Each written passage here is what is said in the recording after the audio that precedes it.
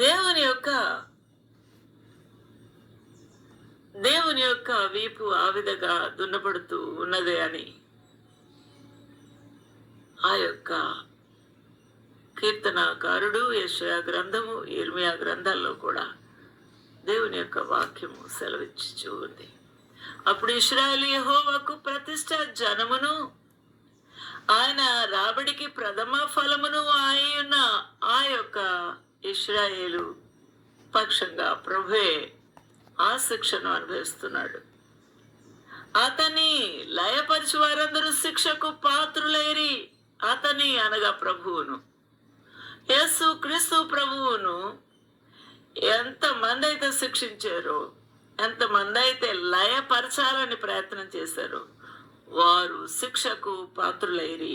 వారికి కీడు సంభవించును. ఇదే యెహోవాకు. అది జరిగిపోయింది నా ప్రియులారా. అది జరగనుందని యేసుక్రీస్తు ప్రభు సిలువలో ఆయన పడుతున్న శ్రమల వలన శ్రమ పెట్టిన వారికి శిక్ష విధించబడును అని ముందుగానే ప్రవచించి ఉన్నాడు యెషయా భక్తుడు.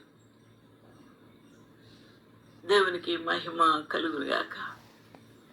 కాబట్టి దేవుని యొక్క వాక్యము, నాయందు ఏ దుర్నీతి చూచి మీ పితరులు వ్యర్థమైన దాన్ని అనుసరించి తాము వ్యర్థులగునట్లు నా ఎదుట నుండి దూరముగా తొలగిపోయారు. ఎందుకు ఇశ్రాయేలు వారు ఆ ప్రభువును తూలనాడుతూ ఆ ప్రభువును వ్యర్థమైన వాటిని అనుసరించి ఆ ప్రభును విసర్జించి ఉన్నారు. వారు వ్యర్థంగా మారిపోయినట్లు నా యొద్ద నుండి దూరంగా ఎందుకు తొలగిపోయారయ్యా? నేను వారి మధ్యకు వచ్చాను కదా, వారి మధ్య నన్ను నేను ప్రత్యక్షపరుచుకున్నాను కదా, నేను వారి రక్షకుడిని కదా, వారి రక్త సంబంధిని కదా. అయినా కూడా వారు నా వద్ద నుండి దూరముగా తొలగిపోయి ఉన్నారు.